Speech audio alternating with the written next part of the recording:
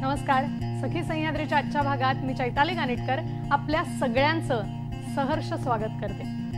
कर्णाला जन्मतः लाभलेली कवच कुंडल ही इंद्रदेवाने अतिशय धूर्तपणे कशी मागून नेली याची पौराणिक कथा सगळ्यांनाच माहिती आहे आणि ती प्रसिद्ध सुद्धा आहे.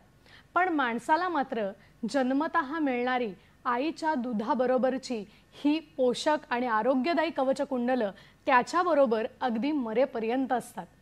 आईच्या अमृततुल्य अशा दुधातून मिळणारी ही कवच कुंडल त्याचं अनेक रोगांपासून रक्षण तर करतातच, त्याचबरोबर त्याच्यात एक अनोखी प्रतिकारशक्ती निर्माण करण्याचं काम करतात. आईचं दूध हे प्रचंड महत्त्वाचं आहे हे सगळ्यांना माहितीच आहे आणि हेच महत्त्व ओळखून आपल्याकडे 1992 पासून 1 ते 7 ऑगस्ट हा जो कालावधी आहे हा सप्ताह जागतिक स्तनपान सप्ताह म्हणून साजरा केला जातो. आज 1 ऑगस्ट त्यातला पहिला दिवस. हेच जागतिक स्तनपान दिनानिमित्त या सप्ताहाचं महत्त्व ओळखून आजच्या सखी सह्याद्रीच्या भागाची आपण निवड केली आहे. पाहूया आज आपण कोणत्या विषयावर बोलणार आहोत. तो विषय आज आपण बोलणार आहोत शिशु पोषणाचे महत्त्व या विषयावर. आणि आपल्याला मार्गदर्शन करण्यासाठी स्टुडिओमध्ये आज 2 तज्ज्ञ सखी आपण इथे निमंत्रित केलेले आहेत. आज आपल्या बरोबर आहेत वरिष्ठ समुपदेशक रेश्मा सिद्धये मॅडम. नमस्कार मॅडम. कार्यक्रमात आपलं मनपूर्वक स्वागत करते. आणि त्याचबरोबर आपल्याकडे आपण दुसऱ्या तज्ज्ञ सखीला इथे निमंत्रित केलेलं आहे. आपल्या बरोबर आहेत वरिष्ठ समुपदेशक स्वाती टेमकर मॅडम. नमस्कार मॅडम. नमस्कार. कार्यक्रमात आपलं देखील मनापासून स्वागत करते. खरं तर सगळ्यांनाच हे माहिती आहे की शिशु पोषण हे नेमकं कशा पद्धतीने केलं जावं, पण त्याबद्दल काही अंशी गैरसमज आहेत किंवा त्यांच्या नेमक्या पद्धती या माहीत नाही आहेत. आणि त्याच संदर्भात जागृती करण्यासाठी सखींना मार्गदर्शन करण्यासाठी आजचा हा विषय आपण निवडलेला आहे. सर्वप्रथम या विषयावर मार्गदर्शन करणाऱ्या दोन्ही तज्ज्ञांची मी थोडक्यात ओळख करून देते. आपण सुरुवात करणार आहोत रेश्मा मॅडमपासून. आधी सांगितलं त्याप्रमाणे स्तनपान तज्ज्ञ तर त्या आहेतच, त्या वरिष्ठ समुपदेशक सुद्धा आहेत. रेश्मा सिद्धये, आणखीन त्यांच्याबद्दल सांगायचं म्हणजे आई आणि बाळाच्या समग्र विकासासाठी त्या नेहमीच समुपदेशन करत असतात. कार्यशाळा घेणं, तसंच होम व्हिजिट करणं, प्रशिक्षण देणं या सर्वांच्या माध्यमातून अनेक मातांना त्यांनी मार्गदर्शन सुद्धा केलेलं आहे.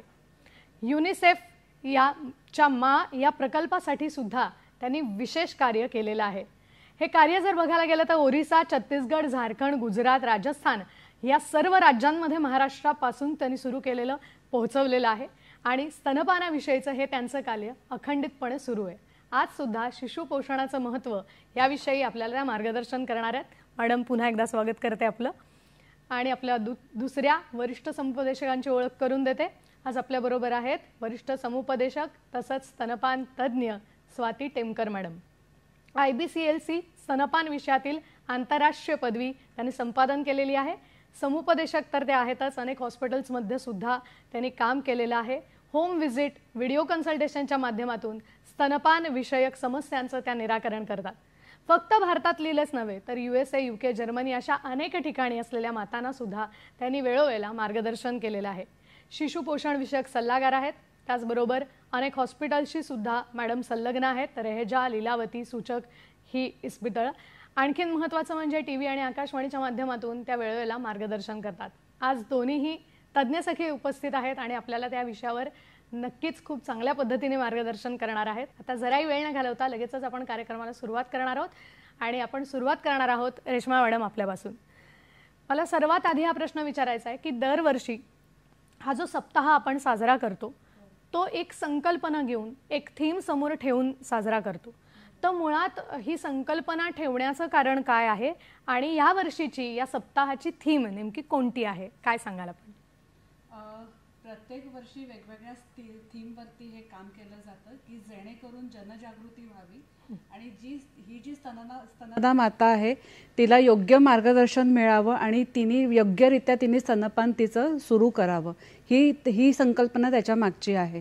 तर ह्या वर्षीची जी संकल्पना आहे ती आहे की closing the gap, breastfeeding support for all.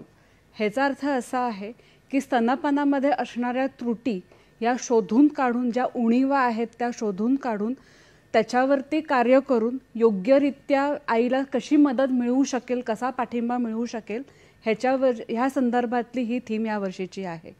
तर थोडक्यात सांगायचं झालं म्हणजे की स्तनपानाची सुरुवात ही कुठे होते, तर स्तनपानाची सुरुवात ही हॉस्पिटलमध्ये होते.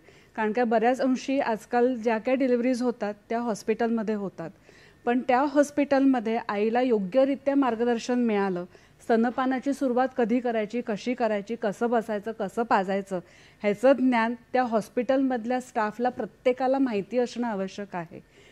तर ती त्रुटी तिकडे जर का असेल, जर का स्टाफला माहितीच नसेल की कसं पाजायचं, कसं दिलं पाहिजे, तर ती स्तनपानापासून वंचित राहू शकते आणि पुढे जाऊन ती स्तनपान योग्यरित्या बाळाला करू शकत नाही. तर ही त्रुटी त्या हॉस्पिटलनी शोधून काढायची आहे की जेणेकरून त्या स्टाफला कसं आपल्याला ट्रेनिंग देता येईल, कसं प्रशिक्षण देता येईल, की प्रशिक्षित स्टाफ ठेवणं ही त्या हॉस्पिटलची जबाबदारी आहे. इथेच न थांबता ती जबाबदारी त्या आईची सुद्धा आहे की स्तनपानाविषयीची योग्य माहिती असणं की मला माझ्या बाळाला पाजायचं आहे, हे जोपर्यंत ती मानसिकरित्या ती त्या गोष्टीला प्रोसेसला तयार होत नाही तोपर्यंत ती आत्मविश्वासाने स्तनपान करू शकत नाही.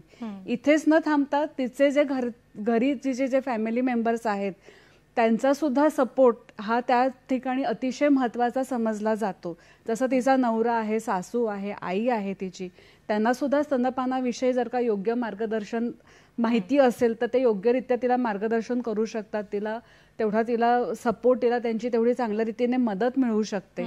तर ह्या त्रुटी, ह्या ज्या उणीवा आहेत त्या समजून घेणं आणि त्याच्यावरती कार्य करणं, ह्या प्रकारची ही थीम त्यांनी सांगितलेली आहे. मला वाटतं खूप चांगल्या पद्धतीने आपल्याला रेश्मा मॅडमनी सांगितलं, कारण ज्या वेळेला आपण स्तनपान हा विषय म्हणतो किंवा शिशु पोषण हा विषय म्हणतो त्यावेळेला फक्त ही मातेची जबाबदारी नसते, तर तिचं अख्खं कुटुंब असेल किंवा मॅडम जसं म्हणाल्या की ज्या हॉस्पिटलमध्ये तिची प्रसूती होते तिथपासून ही सुरुवात होते.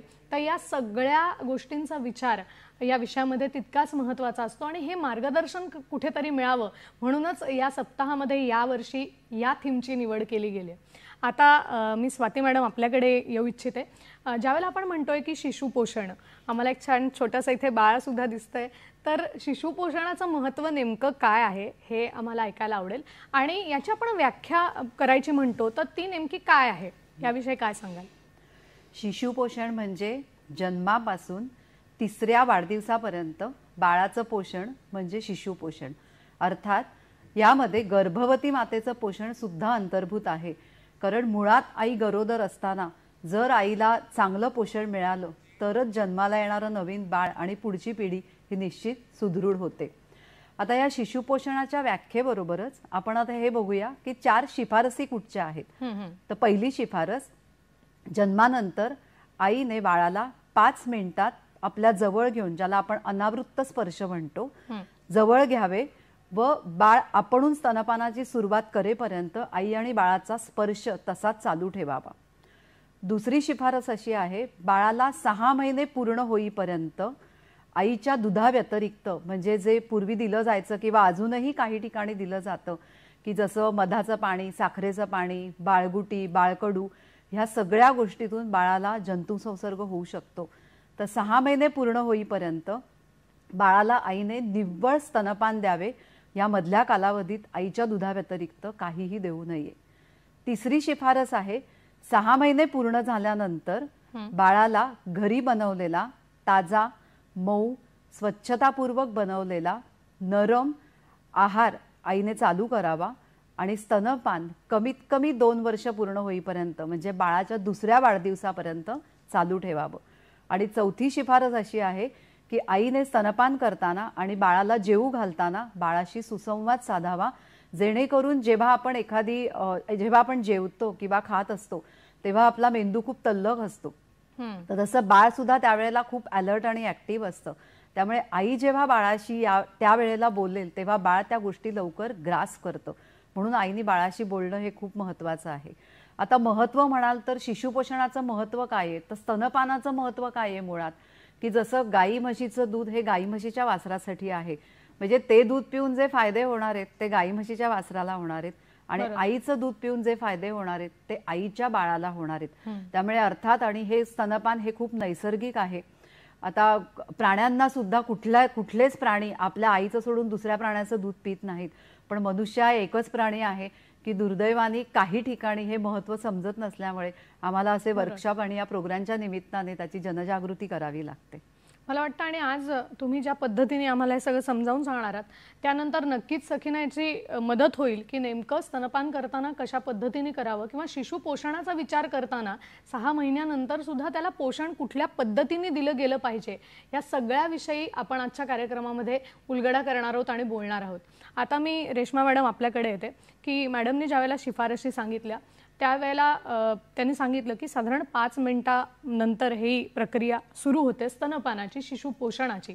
तर त्यावेळेला ना अनेक सखींच्या मनात काही गैरसमज असतात या विषयाला पकडून. अगदी त्यातला सुरुवातीचा पहिलाच गैरसमज असा असू शकतो की बाळ रडतंय म्हणजे दूध कमी आहे का आणि मग त्याच्यावरती काय केलं पाहिजे. मग थोडंसं असं होतं की सखीला समजत नाही नेमकं. तर मग याविषयी आपण काय सांगाल, ही शंका कशी दूर कराल, काय सांगाल? हा अगदी कॉमनली म्हणजे बऱ्याच अंशी हा प्रश्न विचारला जातो. इव्हन हॉस्पिटलमध्ये सुद्धा असताना जेव्हा आम्ही समुपदेशनासाठी त्या नवमातांकडे जातो तेव्हा हा प्रश्न विचारला जातो किंवा ही अडचण त्यांची सांगण्यात येते की तुम्ही म्हणता दूध पाजा पण बाळ तर सतत रडत असतं, तर मग ह्याचा अर्थ दूध कमी आहे. तर साधारणतः सगळीकडे हा समज मानला जातो की बाळ रडताय म्हणजे फक्त त्याचा संबंध हा दूध कमी असण्याशीच फक्त जोडला जातो. तर माझं म्हणणं नेहमी असतं त्यांना की बाळ का रडतं, बाळ बोलतं का, तोंडाने सांगतं का आपल्याला, तर बाळाला बोलता येत नाही तर त्याची व्यक्त होण्याची भाषा ही रडणं असतं. तर त्याला जर का उकडत असेल किंवा थंडी वाजत असेल तर बाळ रडूनच सांगणार आहे. बाळाला शी झाली, शू झाली तर बाळ तोंडाने सांगणार नाही की माझा नंगोट बदल किंवा माझा डायपर बदल, बाळ रडूनच सांगणार आहे. तर रडण्याच्या मागची कारणं ही असंख्य असू शकतात. फक्त दूध कमी आहे म्हणून बाळ रडणार नाही. आता दूध कमी आहे तर खरोखरचं दूध कमी असतं का, तर त्याच्याबद्दलची थोडक्यात मी माहिती इथे सांगते तुम्हाला की बाळाच्या जन्मानंतर जसं स्वाती मॅडमने आपल्याला सांगितलं की लगेचच स्तनपानाची सुरुवात ही झाली पाहिजे. पण मग दूध कधीपासून येतं आईला, लगेचच दूध येतं का, तर आईला दूध उतरायला साधारणतः 3 दिवस लागतात. तर पहिले 3 दिवस जे दूध येतं त्याला चिकाचं दूध असं म्हटलं जातं. तर हे चीक दूध जे असतं ते जे आपण जर का बघितलं प्रमाण जर का बघितलं ते प्रमाण अतिशय कमी प्रमाणामध्ये येतं, पण ते बाळाच्या दृष्टीने हे पुरेसं असतं. का बरं पुरेसं असतं, कारण का बाळाची पोटाची साईज ही फक्त 1 चमचा एका वेळेला मावेल एवढीच फक्त पोटाची साईज बाळाची असते. त्यामुळे निसर्गाची कमाल बघा, जेवढी गरज तेवढंच दूध आईला बरोबर येत असतं. पण त्याच्यासाठी तिने वारंवार पाजणं हे अतिशय आवश्यक असतं. त्याच्यानंतर अजून आपण पुढे बघू की आता हे जे दूध आहे बाळाला जे मिळतं ते मग पुरेसं आहे की नाही आहे हे कसं ओळखायचं. जर का ही गोष्ट आईला कळली तर दूध कमी आहे हा तिचा गैरसमज इथे दूर व्हायला मदत होऊ शकते. तर दूध पुरतंय की नाही पुरतंय ह्याची पूर्तता किंवा त्याची ओळख कशी पटवायची, तर त्याच्या मागे 3 गोष्टी आहेत. पहिली गोष्ट म्हणजे बाळाचं लघवीचं प्रमाण, दुसरी गोष्ट आहे की बाळाचं शीचं प्रमाण आणि शीचा रंग, आणि तिसरं आहे बाळाचं वाढणारं वजन. ह्या 3 गोष्टी अतिशय महत्वाच्या समजल्या जातात. तर आपण लघवीपासून सुरुवात करूया की बाळाच्या जन्मानंतर पहिल्या 24 तासामध्ये कमीत कमी एकदा तरी बाळाला लघवी होणे अतिशय आवश्यक आहे. त्याच्यानंतर प्रत्येक 24 तासामध्ये कमीत कमी 1 लघवी सुद्धा पुरेशी ठरते. ह्याचा अर्थ आईचं दूध बाळाला पुरेसं आहे. जेव्हा आईला पान्हा फुटतो म्हणजे दुधाचं प्रमाण वाढतं तेव्हा हळूहळू लघवीचं प्रमाण वाढतं आणि साधारणतः बाळ जेव्हा 7 दिवसाचं होतं त्यावेळेला कमीत कमी 6 ते 7 वेळेला बाळाला लघवी होणं हे अतिशय आवश्यक आहे. ह्याचा अर्थ आईचं दूध बाळाला पुरेसं आहे. दुसरं आहे आपण बाळाचं शीच्या प्रमाणावरनं सुद्धा समजू शकतो की पहिला जी बाळाचा जो काळा संडास असतो त्याला मेकोनियम असं म्हटलं जातं. तो पहिला संडास बाळाला 24 तासामध्ये साधारणतः बाळ जन्मल्यानंतर लगेचच दूध पाजल्याची क्रिया झाल्यानंतर पहिला काळा संडास बाळाला होतो. जसजसे दिवस होतात तसतसा बाळाचा शीचा रंग सुद्धा वाढत जातो आणि बाळाची फ्रिक्वेन्सी म्हणजे बाळाच्या शीच्या प्रमाणामध्ये सुद्धा वाढ झालेली दिसून येते. तर कसं ओळखायचं, तर पहिल्या दिवशी कमीत कमी 1 वेळा तरी बाळाला शी झाली पाहिजे, दुसऱ्या दिवशी 2 वेळेला, तिसऱ्या दिवशी 3 वेळेला, चौथ्या दिवशी 4 वेळेला. अशा रीतीने हळूहळू बाळाचं शीचं प्रमाण वाढत जातं आणि हळूहळू जेव्हा बाळाचा शीचा रंग हा पिवळ्या रंगाचा होतो ह्याचा अर्थ समजायचं की बाळाला योग्यरित्या योग्य प्रमाणामध्ये स्तनपान मिळायला सुरुवात झालेली आहे. आणि तिसरं आणि सर्वात महत्वाचं म्हणजे बाळाचं वजन. तर प्रत्येक जन्मलेल्या बाळाचं वजन हे साधारणतः दुसऱ्या दिवशी तिसऱ्या दिवशी वजनामध्ये घट होते. तर साधारणतः 7 ते 8% बाळाच्या वजनामध्ये घट ही सामान्य समजली जाते. 10% वजन घट ही धोकादायक समजली जाते आणि 12.5% वजन घट ही अति धोकादायक समजली जाते. त्यामुळे बाळाने वारंवार पाजणं हे अतिशय आवश्यक आहे. तर जे वजन कमी झालेलं आहे ते साधारणतः 4-5व्या दिवसापासून हळूहळू वाढायला लागतं आणि साधारणतः बाळ 14 किंवा 15 दिवसाचं होईपर्यंत बाळ परत जन्मवेळेच्या वजनापर्यंत येणं अपेक्षित असतं. तर हे प्रमाण जर का आईला माहिती असेल तर बाळ रडतं म्हणून बाळाला दूध पुरेसं नाही ही समज आपल्याला दूर होऊ शकते. नक्कीच. म्हणजे तुम्ही विचार करा की शिशु पोषण म्हटल्यानंतर ही सुद्धा गोष्ट तितकीच महत्वाची असते की सुरुवातीपासूनच त्याच्या लघवीचा रंग बघणं किंवा त्याचं प्रमाण बघणं, त्याचबरोबर मॅडम जसं म्हणाल्या त्या पद्धतीने त्याचा वजनाकडे लक्ष देणं हे सुद्धा तितकंच महत्वाचं आहे. आपल्याला कार्यक्रमात फोन येतोय, तो आपण घेऊया. आपल्याला शिवानंद वसदार निपाणीहून प्रश्न विचारतायत. नमस्कार.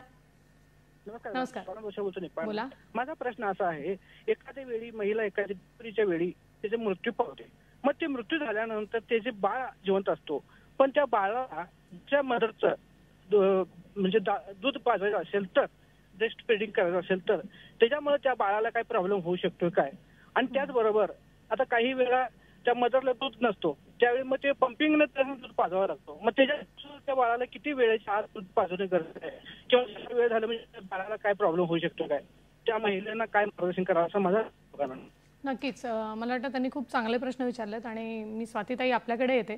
त्यांचा प्रश्न होते की जेव्हा एखाद्या महिलेचा मृत्यू होतो प्रसूती दरम्यान, तर त्यानंतर जर आपल्याला त्या छोट्या बाळाला दूध पाजायचं असेल तर ते नेमकं कशा पद्धतीने दिलं जावं, आणि दुसरं की सखीला कधी कधी असं होतं की दूध येत नाही आणि पंपिंग पद्धतीने ते केलं जातं, तर याविषयी काय सांगाल? जेव्हा काही कारणाने आईचा, जेव्हा नवजात बाळाच्या आईचा जेव्हा मृत्यू होतो त्यावेळेला बऱ्याच हॉस्पिटलमध्ये, जसं आता म्युन्सिपल हॉस्पिटलमध्ये ह्युमन मिल्क बँक आहेत, म्हणजे आईच्या दुधाची बँक, की जिकडे अनेक आयांचं दूध काढून साठवलं जातं. तसं मुंबईमध्ये सायन हॉस्पिटलला खूप मोठी ह्युमन बँक आहे. तर सगळ्यात जी म्हणजे आपण प्रायोरिटी म्हणतो ती बाळाला त्या दुधाची दिली जाते की ह्युमन मिल्क बँकेचं दूध दिलं जातं. अर्थात त्यांनी असाही एक प्रश्न विचारला की दुसऱ्या आईचं दूध आपण देऊ शकतो का? तर पूर्वी हे सरास दिलं जायचं, म्हणजे ज्याला क्रॉस फिडिंग असं म्हणतात. पण हल्ली हे दूध देताना म्हणजे जर एखादी फॅमिलीतलीच मदर असेल की बाळाची काकू आहे, मावशी आहे, तर अर्थात तरीसुद्धा तिच्या काही टेस्ट कराव्या लागतात. त्यासाठी त्यांचे जे प्रसूती तज्ज्ञ असतील किंवा बालरोग तज्ज्ञ असतील त्यांच्या सल्ल्यानेच त्यांनी पुढे जावं की दुसऱ्या आईचं दूध देणं कितपत योग्य आहे. अर्थात त्या काही टेस्ट केल्यानंतरच त्यांना डॉक्टर सांगू शकतात. पण जोपर्यंत बाळ रुग्णालयामध्ये ॲडमिट असतं आणि जर काही कारणाने त्याला काचेच्या पेटीत ठेवायची वेळ आली तर अशा वेळेला ह्युमन मिल्क बँकेचं म्हणजे दुसऱ्या आईचं, अनेक आयांचं जे काढलेलं दूध असतं ते मिल्क बँकेतनं दूध बाळाला दिलं जातं आणि ते सगळ्यात देणं सुरक्षित आहे. कारण अशा ठिकाणी जेव्हा बँकेमध्ये दूध जमा केलेलं असतं तर त्यावेळेला त्याची सगळी जी प्रोसिजर आहे म्हणजे सुरक्षिततेची पूर्ण काळजी घेऊन ते दूध दिलं जातं बाळाला. त्यामुळे तो सगळ्यात उत्तम मार्ग आहे. आणि जर ती उपलब्धता नसेल तर मात्र पावडरचं दूध हा एक दुसरा पर्याय होऊ शकतो. कारण अनेक लोक, अर्थात पावडरचं दूध देणं हे थोडं खर्चिकही आहे. मग काही ठिकाणी गाईचं दूध दिलं जातं, पण त्याचं काय प्रमाण बनवावं, ते कसं द्यावं हे मात्र तज्ज्ञांचा सल्ला घेऊन मगच करावं. आणि कुठचंही दूध दिलं जरी आई नसताना तरी कृपया बाटलीचा वापर न करता अशा प्रकारच्या वाटीनी हे पाजणं हे सगळ्यात सोपा उपाय आहे. मला वाटतं खूप गैरसमज असतात आणि तेच प्रश्न आपल्याला लोकांकडून येतात. आपलेही प्रश्न काही विचारायचे आहेत आणि मॅडम असंच मार्गदर्शन आपल्याला करणार आहेत. पण इथे वेळ झाली एका छोट्याशा विश्रांतीची. आपण मात्र कुठेही जाऊ नका, आम्ही लगेचच परत येतोय. पाहत रहा सखी सह्याद्री. ब्रेक नंतर पुन्हा एकदा सगळ्यांचं स्वागत करते. जागतिक स्तनपान सप्ताह या निमित्त आजचा आपला विशेष कार्यक्रम आहे आणि आपण विषय ठेवलेला आहे शिशु पोषणाचे महत्त्व. आपल्याला मार्गदर्शन करण्यासाठी आपल्या बरोबर आहेत वरिष्ठ समुपदेशक स्वाती टेमकर आणि रेश्मा सिद्धये मॅडम. ब्रेकपूर्वी अनेक शंकांचं निरसन सुरू होतं. आता आपण जे गैरसमज आहेत स्तनपानाविषयीचे त्याच्याकडे वळणार आहोत आणि मी पुन्हा एकदा स्वाती मॅडम आपल्याकडे येते की आपण गैरसमजांवर चर्चा करत होतो. एक आपला गैरसमज रेश्मा मॅडमनी दूर केलेला होता. आता अजून एक असा एक गैरसमज आहे की एका स्तनात दूध आणि दुसऱ्या स्तनात पाणी आहे का आणि मग दोन्हीकडे पाजण्याचा सल्ला डॉक्टर देत आहेत का, तर या संदर्भात आपण काय मार्गदर्शन कराल आम्हाला? खूप छान प्रश्न विचारला तुम्ही हा, कारण हा गैरसमज खरोखरच खूप प्रचलित आहे की अनेक वेळा जेव्हा आई गरोदर राहते तेव्हा तिची सासू किंवा तिच्या आईकडून किंवा त्याच्या आधीच्या पिढीतून आईला असं सांगितलं जातं की एका बाजूला पाणी असतं आणि एका बाजूला दूध असतं, त्यामुळे 10-10 मिनिटांनी साईड बदलायची. जेव्हा मला असा प्रश्न एखादी आजी विचारते तेव्हा मी आजीला पहिला प्रश्न माझा हा असतो की कुठच्या स्तनात पाणी आणि कुठच्या स्तनात दूध आहे. त्याच्यावर आजी असं उत्तर देते की ते काय मला माहिती नाही, माझ्या सासूने मला जे सांगितलं ते आज मी माझ्या सुनेला सांगते. तर हा खूप मोठा गैरसमज आहे. दोन्ही स्तनांमध्ये पाणी असतं आणि दोन्ही स्तनांमध्ये दूध म्हणजे ज्याला आपण अन्न आहे असं म्हणतो. फक्त सुरुवातीच्या दुधामध्ये जे असतं, सुरुवातीच्या म्हणजे स्तनात जेव्हा बाळ चोखायला सुरुवात करतं तेव्हा सुरुवातीला पाणी जास्त येतं, त्यामुळे आईच्या दुधामध्ये जवळजवळ 87 ते 90% पाणी असतं.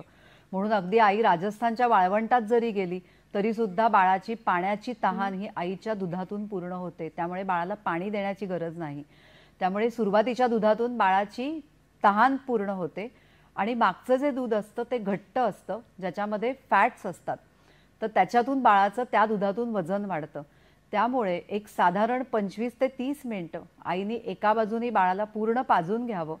त्याच्यानंतर सुद्धा जर बाळ भुकेलं असेल तर पुढच्या दुसऱ्या स्तनावर आई पुढची एक 10 ते 15 मिनिटं पाजू शकते. पण दोन्ही बाजूला जर आईने 10-10 मिनिटांनी बदली केले स्तन तर बाळाला फक्त पाण्यासारखं पातळ दूध मिळेल ज्याच्यातून बाळाची तहान भागेल, पण बाळाला वजन वाढण्यासाठी जे फॅट्स आवश्यक असतात, जे खाणं आवश्यक असतं ते मिळणार नाही. म्हणून 20 ते 25 मिनिटांनी आईनी साईड बदलली तरी चालते. खूप छान. मला वाटतं कारणासहित आपण जे स्पष्टीकरण केलं ते नक्कीच सखींसाठी फार उपयोगी आहे. आपल्याला एक कार्यक्रमात फोन येतोय तो आपण घेऊया. आपल्याला यवतमाळहून प्रश्न विचारतायत रीना कांबळे. नमस्कार.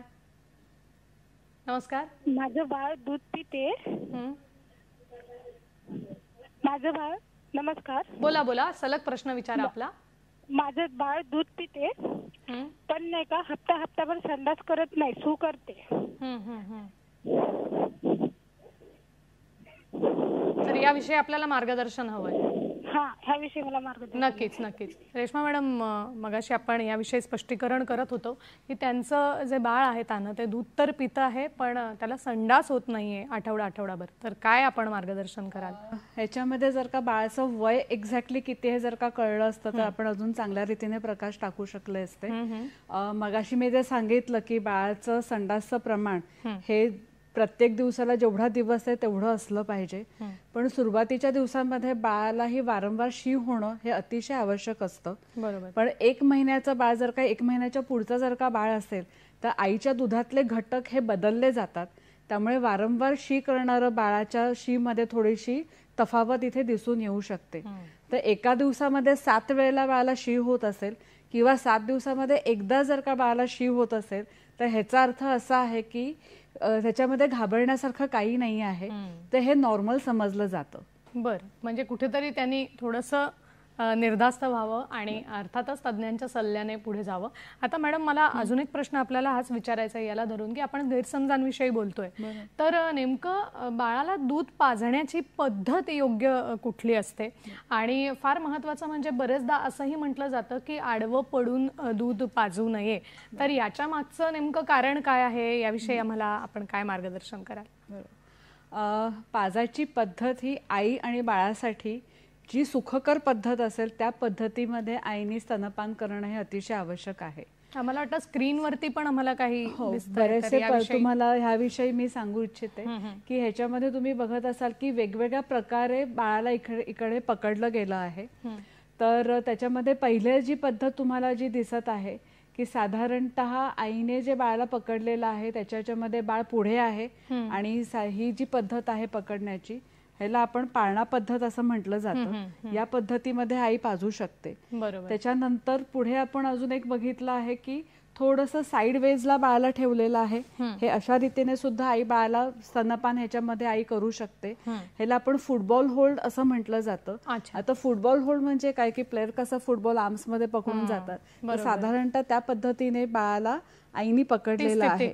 बरोबर आहे. तर आता ही जी पद्धत आहे फुटबॉल होल्ड जे म्हटलं जातं ते कोणत्या बाळांमध्ये किंवा कोणत्या आयांमध्ये उपयोगी पडू शकतं. तर बरेच वेळेला असं होतं की जुळी मुलं असतात, तर जुळ्या मुलांसाठी ही फुटबॉल पद्धती उपयोगी पडू शकते की एकाच वेळेला दोघांना एकत्र पकडून ती स्तनपान करू शकते. नाहीतर मग काय होतं की आई थकून जाते आणि तिची किती इच्छा असेल की स्तनपान करायची पण थकल्या कारणाने ती स्तनपान करू शकत नाही. तर मग अशा वेळेला दोन्ही बाळांना एकत्र उचलून जर का तिने स्तनपान केलं तर त्याचा फायदा तिला नक्की होऊ शकतं. दुसरं आहे की आजकाल बऱ्याच वेळेला ऑपरेशन पद्धतीने बाळाचा जन्म होतो. तर अशा वेळेला काय होतं ओटीपोटाला खूप टाके पडलेले असतात. तर अशा वेळेला उशा ठेवल्या त्याच्यावरती बाळाचं वजन आलं तर टाके ताजे असल्या कारणाने तिला एवढं प्रेशर ते सहन होत नाही, त्यामुळे तिला पाजताना त्रास होतो, दुखू शकतं. तर अशा आयांना आपण ह्या फुटबॉल पद्धतीने म्हणजे बाळाला साईडवेजला पकडून आपण आरामात फिडिंग तिला करायला सांगू शकतो.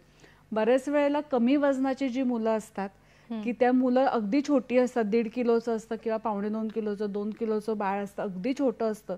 तर अशा वेळेला पुढे घेऊन पाजण्यापेक्षा जर का साईड पद्धतीने जर का पाजलं तर बाळ दिसतं, कारण का बाळ ह्याच्यामध्ये पुढून येतं. अशा रीतीने बाळ येतं, त्यामुळे आईचा आणि बाळाचा आय टू आय कॉन्टॅक्ट होतो, त्यामुळे बाळाला पाजणं हे सोपं जातं. बरेच वेळेला आईचे स्तन हे खूप मोठे असतात, खूप जड असतात. तर अशा वेळेला काय होतं की इथे ठेवल्यामुळे कधीतरी आईला ते निप्पल दिसत नाही तिच्या हातावरती आणि त्याच्यामुळे नाकावरती बाळाचा प्रेशर येऊ शकतं. तर अशा वेळेला जर का तिने ह्या पद्धतीने जर का पाजलं तर ते तिला सोपं पडू शकतं. तर अशा आयांसाठी आपण ह्या पद्धतीने तिला पाजायला आपण सांगू शकतो. बरोबर. आता आपल्याकडे अजून एक गैरसमज आहे की आडवं पडून पाजायचं की नाही. आता शब्द बघा, आडवं पडून पाजणं आणि झोपेत पाजणं ह्याच्यामध्ये खूप मोठा फरक आहे. तर आपल्याला झोपेत पाजायचं नाहीये पण ती आडवं पडून पाजू शकते. तर ह्याच्यामध्ये एक साधं सिंपल लॉजिक तुम्हाला सांगते की एखाद्या आईने सांगितलं की मला आता बसून पाजायचं आहे. तर आता मी आई आहे समजा आणि बाळाला मला बसून पाजायचं आहे, तर बाळ बसून पिणार आहे का? नाही. बाळ कसं पिणार आहे? झोपूनच पिणार आहे. बऱ्याच ठिकाणी बघितलं तर काम करत करत सुद्धा पाजता येतं. जेव्हा आई उभी असते तर त्यावेळेला बाळ उभं राहून पिणार आहे का? ह्याच्यामध्ये बाळ कसं राहणार आहे? बाळ असंच राहणार आहे ना. तर मग ह्याच्यामध्ये बाळाची आईची फक्त शरीराची जी स्थिती असते ती बदलते. बाळ तर फक्त आडवं पडूनच पिणार आहे, त्यामुळे तिने बसून पाजो किंवा आडवं राहून पाजो त्यांनी काही फरक पडत नाही. फक्त एवढंच आहे की आडवं पडून जर का पाजायचं असेल तर तिने तिच्या डोक्याच्या खालती 2 उशा घ्याव्यात, म्हणजे डोकं वरती उचललं जातं आणि जेवढं डोकं वरती उचललं जातं तेवढं बाळ व्यवस्थित दिसू शकतं. डोकं जर का सपाट राहिलं, फ्लॅट राहिलं तर बाळ दिसत नाही किंवा तिला अर्धवट उठून सारखं बघावं लागतं. तर मग अशा वेळेला काय होतं की तिला पाजणं सोपं जाणार नाही. तर तिने एका कुशीला वळवावं, बाळाला एका कुशीवरती वळवावं आणि ती आरामात बाळाला स्तनपान ह्याच्यामध्ये करू शकते.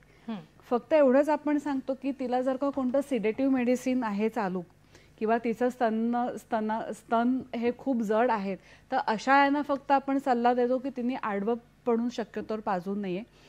पण बाकीच्या ज्या आया ज्या नॉर्मल आहेत त्यांनी आडवं पडून पाजायला हरकत नाही आहे. किंवा ती अजून एक सांगू शकते की घरी तिची आई असेल किंवा तिचा नवरा असेल की पाजत असताना थोडा वेळ त्यांना समोर बसवून ठेवावं की जेणेकरून त्या दोघांवरती त्या तिसऱ्या व्यक्तीचा वॉच राहू शकतो. आणि जी आपल्याला असतं की बाळ दगावतं किंवा आई पाजता पाजता बाळाच्या अंगावरती येऊन झोपते किंवा पडते तर ही जी भीती असते ती भीती तिच्या मनातून ही निघून जाऊ शकते. म्हणजे मातेनं या सगळ्याचा विचार करून ती पद्धत कुठली योग्य आपल्यासाठी आणि आपल्या बाळासाठी होणार आहे हा विचार करायला हवा असं रेश्मा मॅडमच्याकडून आपल्याला समजलं. आता अर्थातच मला पुढे स्वाती मॅडम आपल्याकडे येऊन एक प्रश्न विचारायचा आहे की ज्यावेळेला आपण शिशु पोषणाचा विचार करतोय, स्तनपानाचा विचार करतोय, त्यावेळेला अर्थातच आईचा आहार हा सुद्धा खूप महत्त्वाचा असतो आणि याच्यावर कुठेतरी निर्बंध असणं किंवा त्या आहाराबाबत तिचं नियंत्रण असणं हे किती महत्त्वाचं आहे आणि याचं आपण काय मार्गदर्शन कराल याविषयी? खूप महत्त्वाचा प्रश्न आहे. अनेक घरामध्ये स्तनदा मातेवर खूप बंधनं घातली जातात. म्हणजे हॉस्पिटलमध्ये किंवा गरोदरपणातच आईला सांगितलं जातं की आता बाळ झालं की तुला अमुक एक गोष्ट, ह्या गोष्टी खाता येणार नाहीत. आता एक सर्वसाधारणप्रमाणे जर आपण विचार केला तर कॉमनली कुठले पदार्थ आईला दिले जात नाहीत तर बेसन आहे, बटाटा आहे, वांग आहे किंवा थंड पदार्थ आहेत, आंबट पदार्थ आहेत किंवा खूप तिखट मसालेदार पदार्थ आहेत. तर हे पदार्थ आईला आहारात दिले जात नाहीत. मग आम्ही आजीला असं विचारतो की डिलेव्हरी हा आजार आहे का, तर त्याचं उत्तर देतात नाही. मग जर डिलेव्हरी हा आजार नाही तर आई पेशंट नाही. डॉक्टर सर्वसाधारणप्रमाणे पेशंट्सना सांगतात हे खाऊ नका, ते खाऊ नका. मग जर आई पेशंट नाही तर आईला खाण्यावर बंधनं घालायची आवश्यकता नाही. आणि दुधाची चव आणि दुधाचं तापमान हे देवानी वरनं सेट करून पाठवलेलं आहे. त्यामुळे आईने जरी थंड खाल्लं तरी बाळाला दूध थंड लागणार नाही, ते योग्य प्रमाणातच जातं. आईने तिखट खाल्लं तरी दूध हे त्याच चवीमध्ये जातं. आणि जसं आपण घरामध्ये दूध येतं तेव्हा आपण रोज काही विचारत नाही की गाई म्हशीने काय खाल्लं होतं, किंवा शेतकरी जेव्हा पीक लावतो तेव्हा तो जमिनीमध्ये उत्तम क्वालिटीचं खत घालतो की जेणेकरून पीक चांगलं येईल. तर जेव्हा डिलेव्हरी होते तेव्हा आईचा रोल हा जमिनीसारखा असतो आणि बाळाचा रोल हा पिकासारखा आहे. त्यामुळे आईला सगळ्या गोष्टी खाऊ घालणं, कुठलीही बंधनं न ठेवता, हे खूप महत्त्वाचं. कारण ते जर केलं तरच बाळ चांगलं होणार आहे. त्यामुळे स्तनदा मातेच्या आहारावर बंधनं घालणं ही पद्धत खूप चुकीची आहे. बरं, आता ह्याविषयी तर आपण सांगितलंच आणि मला वाटतं खूप छान दाखला देऊन सांगितलं. पण मग साधारण कुठला आहार तिने वर्ज करावा असं त्यात काही आहे का, याविषयी काय सांगाल? ऍक्च्युली खरं सांगायचं तर वर्ज, आता जर एखाद्या आईला काही म्हणजे गर्भारपणामध्ये काही त्रास असेल की जसं डायबेटीस आहे तर तिने जरूर प्रसूती तज्ज्ञ जे सांगतील त्याप्रमाणे ते फॉलो करावं. पण आईची तब्येत उत्तम असेल तर तिला कुठच्याच प्रकारचा आहार टाळण्याची गरज नाही. उलट आईने जास्त खाणं आवश्यक आहे कारण बाळ पूर्णपणे अवलंबून आहे. आणि उलट मी तर सगळ्या माझ्या मदर्सना असं सांगते की खाता खाता पाजा आणि पास्ता पास्ता खा. म्हणजे नाश्ता आणि 2 वेळेचं जेवण ह्याच्या व्यतिरिक्त प्रत्येक वेळेला आई पाजायला बसली की घरातल्या माणसांची जबाबदारी की आईच्या बाजूला पाण्याचा ग्लास आणि खाण्याचा बाऊल हे आईला ठेवून द्यावं. भले ते पदार्थ कधी कधी सुखा नाश्ता असला तरी हरकत नाही, पण तो पौष्टिक असला पाहिजे. जसं की लाडू तर आपल्याकडे बनवले जातातच वेगवेगळ्या प्रकारचे, तर कधी मुठभर ड्रायफ्रूट, वेगवेगळ्या प्रकारची चिक्की किंवा पनीर आईला दिलं, अंडं खाऊ घातलं, वेगवेगळ्या प्रकारची फळं कापून दिली, एखाद्या वेळेला दह्याची वाटी लावली, कधी त्याच दह्याची लस्सी बनवली. हे जर असे पौष्टिक पदार्थ आईने पास्ता खाल्ले तर निश्चित आईला ताकद पण मिळते आणि आईचा मूड छान राहतो. आणि आईचा मूड छान राहिला की दूध जास्त येतं आणि आईही खुश होते आणि बाळही खुश राहतं. नक्कीच. आणि आई आणि बाळ खुश असेल तर कुटुंबही खुश राहतं. नक्कीच. तुम्ही म्हणालात तसं की ही कुटुंबियांची पूर्णतः जबाबदारी आहे, ही फक्त आईची जबाबदारी नाहीये. जेव्हा आपण शिशु पोषण म्हणतोय तेव्हा घरातला प्रत्येक सदस्य याकडे लक्ष त्याने दिलं गेलं पाहिजे, त्याचंही लक्ष असलं पाहिजे. खूप छान मॅडम, आपण आम्हाला उदाहरण देऊन हे सांगता आहात. आता पुढचा प्रश्न रेश्मा मॅडम आपल्याकडे येते की स्तनपान करत असताना आई ही सगळी पूर्णतः काळजी घेऊनच हे सगळं करत असते, पण तरी सुद्धा असं होतं स्तनपान करते वेळेला तिच्या स्तनात दुखतं, वेदना होतात. तर ह्या होऊ नये म्हणून काय आपल्याला करायला हवं आणि हे नेमकं कशाने होतं, काय सांगाल आपण याविषयी? बरेच वेळेला आयांची कंप्लेंट असते की जेव्हा आम्ही विचारतो की तू पाजलंस का बाळाला, तर ती म्हणते की मी नाही पाजू शकले कारण का मला पाजताना माझ्या निप्पलला किंवा माझ्या छातीमध्ये खूप दुखतंय मॅडम. तर त्याच्या मागची कारणं जी आहेत, त्याच्या मागची कारणं आधी आपण समजावून घेऊया. तर सर्वात पहिलं कारण आहे की बाळाच्या स्तनावरील पकड, ही पकड जर का चुकीची असेल तर आईच्या निप्पलला थोडेसे घाव होऊ शकतात आणि पाजताना तिला तिकडे झुंबू शकतं. आणि जर का आपण वेळच्या वेळी जर का तिकडे उपाययोजना जर का केल्या नाहीत तर मात्र मग पुढे जाऊन त्याच्यामधनं रक्त येणं आणि पुढे जाऊन ॲप्सेस तयार होणं, गळू तयार होणं, स्तनामध्ये गळू तयार होणं हे दिसून येऊ शकतं. तर स्तनावरील पकड म्हणजे काय हे थोडक्यात मी तुम्हाला समजावून सांगते की हे एक ब्रेसचं मॉडेल आहे तर ह्या ब्रेस्टच्या मॉडेलमध्ये तुम्ही जर का बघितलं तर हा निप्पलचा भाग आहे, हा काळा भाग आहे आणि हा आपलं हे स्तन आहे पूर्णपणे. तर बरेच वेळेला काय होतं, जेव्हा आम्ही बघतो आईची बाळाची स्तनावरील पकड जेव्हा बघतो, तर बरेच वेळेला काय होतं की बाळ फक्त हे निप्पल खेचत असतं. तर निप्पल जे आहे, तर निप्पल हे दूध मिळण्याचं माध्यम आहे. निप्पलमध्ये दूध नसतं. दूध कुठे असतं? ह्या काळ्या भागामध्ये दूध हे साठलेलं असतं. तर जेवढा काळा भाग, जास्तीत जास्त काळा भाग बाळाच्या तोंडात जाईल तेवढं जास्तीत जास्त दूध बाळाला मिळू शकतं. पण निप्पलमध्ये दूध नसल्या कारणाने काय होतं की बाळ खूप जोरजोरात इथे खेचतं आणि मग त्या निप्पलवरची जी स्किन असते ती स्किन सगळी निघून जाते.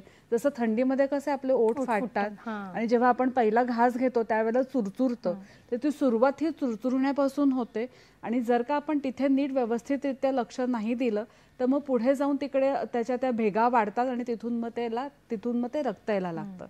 तर ही पकड कशी असावी, तर बाळाला पाजताना जेव्हा आई बाळाच्या तोंडामध्ये छाती देते त्यावेळेला काय करायचं, निप्पलनी हलकेच थोडंसं बाळाच्या वरच्या ओठाला थोडंसं निप्पलचा जर का स्पर्श केला तर बाळ आपणहून मोठं तोंड उघडतं आणि जेवढं जास्त मोठं तोंड उघडतं त्यावेळेला जर का छाती आपण बाळाच्या तोंडामध्ये दिली तर बाळ हे निप्पल न चावता डायरेक्टली ह्या काळ्या भागासकट जेव्हा छाती पकडतं तेव्हा निप्पल हे चावलं जात नाही. तर अशा रीतीने हे आपण जे सोरनेस म्हणतो किंवा क्रॅक निप्पल म्हणतो ते आपण आरामात आपण ह्याच्यामधनं तिला म्हणजे तो त्रास तिला पुढे जाऊन ह्याच्यामधनं होणार नाही. त्याच्या मागचं अजून एक कारण हे आहे की जेव्हा आई पाचते त्यावेळेला अचानक समोर कोणतरी उभं राहतं किंवा अचानक फोन वाजतो किंवा डोरबेल वाजते तर तिला स्तनापासून बाळाला सोडवावं लागतं. तर मग अशा वेळेला आई काय करते की एका झटक्यामध्ये बाळाला त्या स्तनामधनं बाहेर काढण्याचा प्रयत्न करते. पण बाळाची पकड ही इतकी जोरात असते की ती एका फटक्यामध्ये ती निघणारी नसते आणि अशामध्ये काय होतं, त्याच्या तोंडामधनं त्याचं जेवण कोणतरी हिसकावून काढतंय या भावनेने काय होतं, बाळ परत जोरात तिचं पकडण्याचा प्रयत्न करतं आणि शेवटी काय होतं, बाळ निप्पलला परत चावतं. तर तिला जर का बाळाला स्तनापासून सोडवायचं असेल तर अशा वेळेला काय करायचं की छोटी जी करंगळी आहे ती जर का आपण बाळाच्या तोंडामध्ये साईडनी जर का करंगळी बाळाच्या तोंडाच्या आतमध्ये जर का टाकली तर जे व्हॅक्यूम जे तयार झालेलं असतं ते तो जे प्रेशर असतं ते रिलीज होतं आणि ती हलकेच बाळाच्या तोंडातून स्तन ती बाहेर काढू शकते. आणि तिसरं कारण महत्त्वाचं आहे की अतिस्वच्छता, की पाजण्यापूर्वी किंवा पाजून झाल्यानंतर स्तन वारंवार हे साबण किंवा पाण्याने धुतलं जातं. तर त्याची आवश्यकता नसते कारण का नॅचरली स्तन हे मॉइस्ट असतं. म्हणजे त्याच्या निसर्गतः बाळाच्या आईच्या ब्रेस्टवरती बऱ्याचशा तैलग्रंथी असतात, त्याच्यातनं तेल सिक्रीट होतं आणि स्तन हे आपलं सॉफ्ट राहण्याला मदत होते.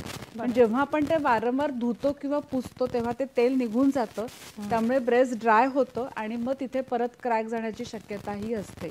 तर अंघोळीच्या वेळेला जेव्हा ती अंघोळ करते त्यावेळेला एकदाच स्तन हे व्यवस्थित तिने धुवून पुसून घेतलेले पुरेसे होतात. प्रत्येक वेळेला पुसण्याची गरज नसते. जर का खूप घाम येत असेल तर ड्राय नॅपकिनने ती तो घाम पुसून मग ती बाळाला स्तनपान ह्याच्यामध्ये करू शकते. मला वाटतं खूप अतिशय सूक्ष्म आणि योग्य अचूक मार्गदर्शन मॅडम खूप चांगल्या पद्धतीने करतायत. कारण बरेच वेळेला या सगळ्या बाबतचे गैरसमज असतात आणि त्या गैरसमजातून काही सगळ्यांना समस्या उद्भवू शकतात. तर याविषयी आपण सगळ्यांनीच भान ठेवायला हवं. कार्यक्रमात आपला एक फोन येतोय तो आपण घेऊया मॅडम. आपल्याला सोनल बडकर सांगोल्याहून प्रश्न विचारतायत. नमस्कार सोनलजी. हॅलो हॅलो सोनल मॅडम, हा प्रश्न विचारा आपला. हा, मी सोनल वडकच बोलते सांगोल्यावरून. बोला. हा, तर माझा असा प्रश्न होता की आपल्याला काही काही वेळेस निप्पल येत नाही, तर म्हणजे त्याची काळजी कशी घ्यायची? जर प्रेग्नन्सी असतानाच म्हणजे घ्यायची की काही मसाज वगैरे असतो असं म्हणजे काही?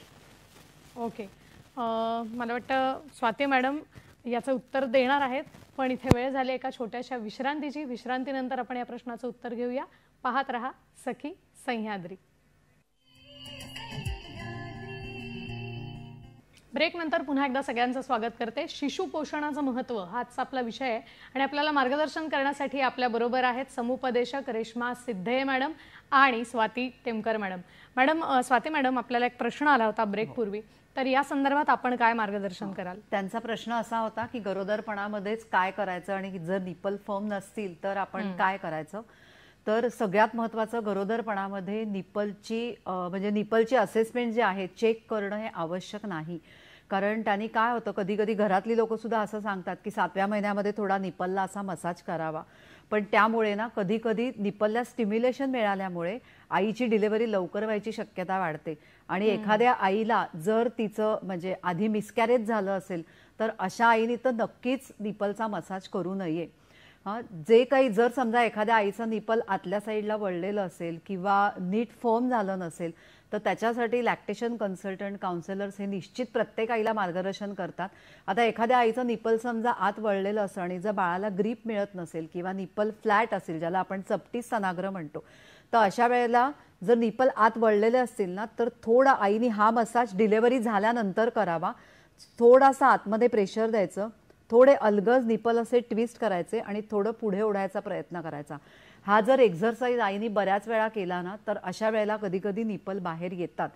पण काही वेळेला जर निपल खूपच स्तनाग्र चपटी असतील तर मात्र अशा वेळेला ही अशा प्रकारची साधनं, याला निपल शील्ड असं म्हणतात, ही उपलब्ध आहेत. म्हणजे मोठ्या जी फार्मसी असतात किंवा जे मोठे केमिस्ट असतात, पण ही सुद्धा वापरताना खरोखरच आईला गरज आहे का ह्याची शहानिशा होणं हे खूप महत्त्वाचं आहे.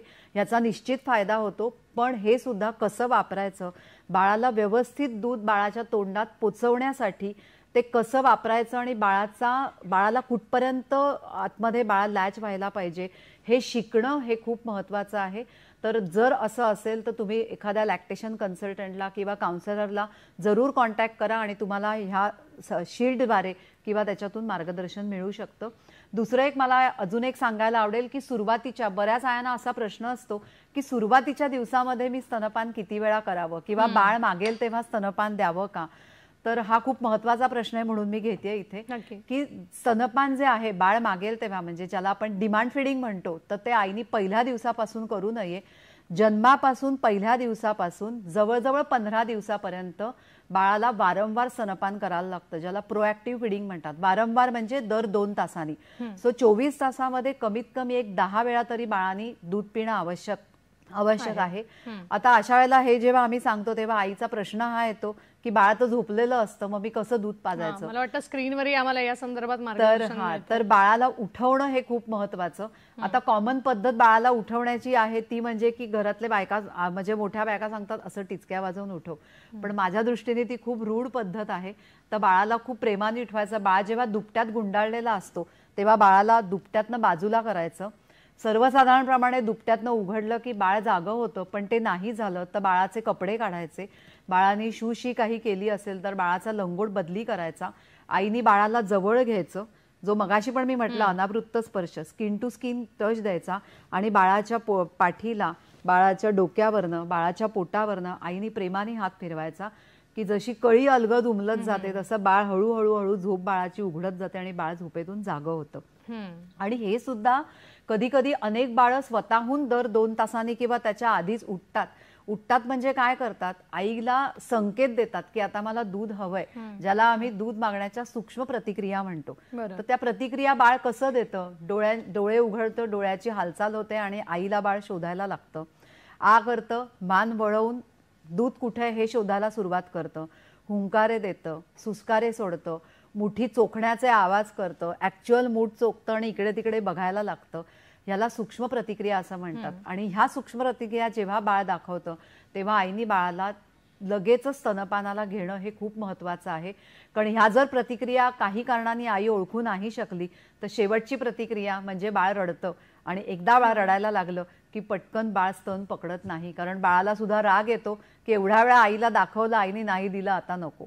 जसं आपली रोज जेवायची वेळ ठरलेली असते पण त्याच्यापेक्षा जर कोणी लेट आपल्याला जेवण दिलं तर आपल्याला राग येतो, तसं बाळ पण चिडतं. त्यामुळे रडण्याच्या आधी बाळाला दूध देणं हे खूप आवश्यक आहे.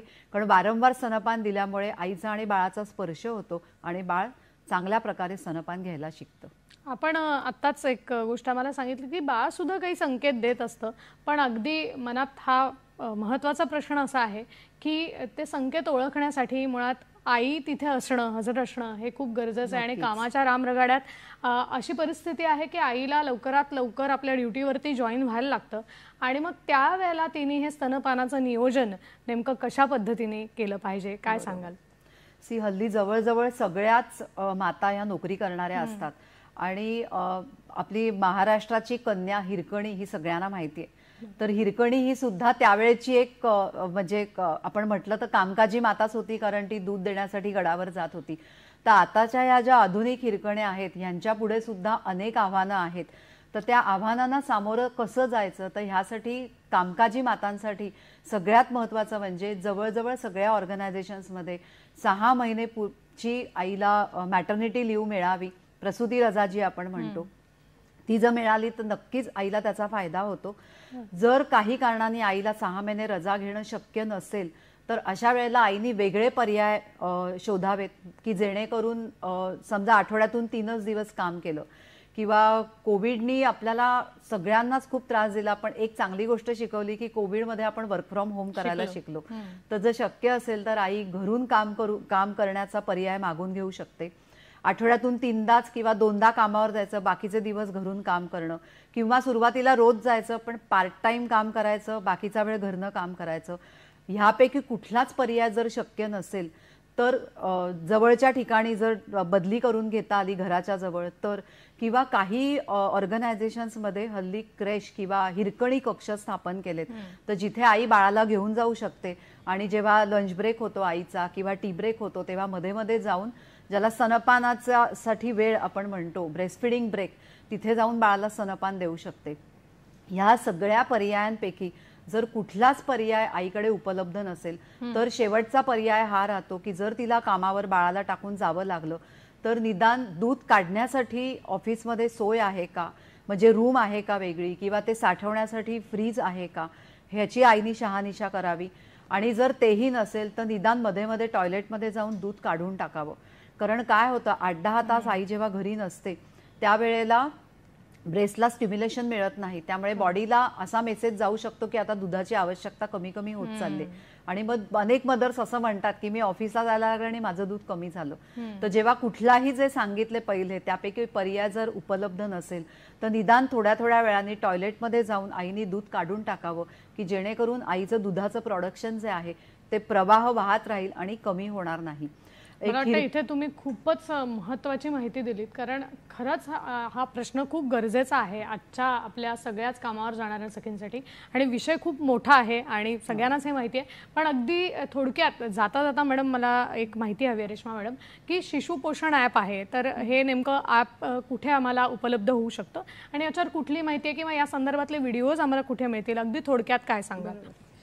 बरेच वेळेला असं होतं की आईच्या मनामध्ये खूप छोटे छोटे प्रश्न असतात की मग ते कोणाला विचारायचे. बऱ्याच वेळेला डॉक्टरांना एवढा वेळ नसतो, खूप गर्दी असते, बऱ्याच वेळेला प्रश्न काय विचारायचं हे राहून जातं.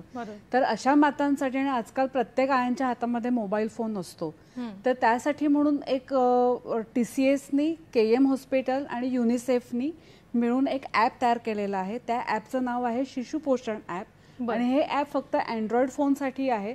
तुम्ही प्ले स्टोअरमध्ये जर का गेलात आणि शिशु पोषण असं जर का तुम्ही टाईप केलं तर फ्री डाउनलोड आहे. मराठी, हिंदी आणि इंग्लिश या तिन्ही भाषांमध्ये हे ॲप अवेलेबल आहे. बरं, आणि याच्या संदर्भातले हे जे व्हिडिओज आहे किंवा आपण जे मार्गदर्शन आम्हाला केलं हे आम्हाला कुठे उपलब्ध होऊ शकेल याविषयी थोडक्यात सांगा. बरोबर, याविषयी आत्ताचा आपण जी माहिती आपण दिली ती माहिती आणि अजून बरीचशी माहिती तुम्हाला जर का हवी असेल तर bpni.org ही जी वेबसाईट आहे त्या वेबसाईटवरती हे छोटे छोटे व्हिडिओज बनवलेले आहेत, तर ते तुम्ही बघू शकता. किंवा पुन्हा वेबसाईट सांगाल?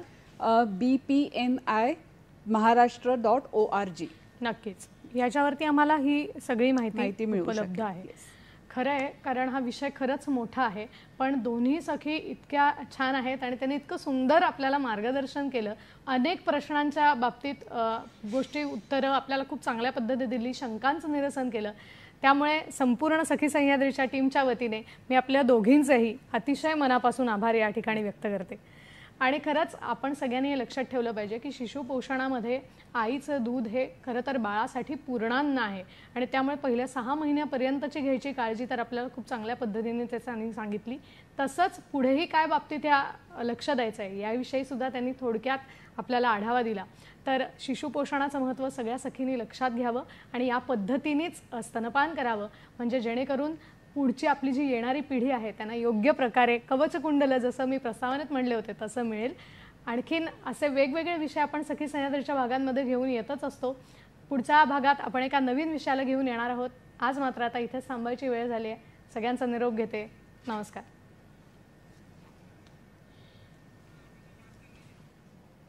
छान झाला कार्यक्रम. थांबा काढू नका अजून सगळ्यात शेवटी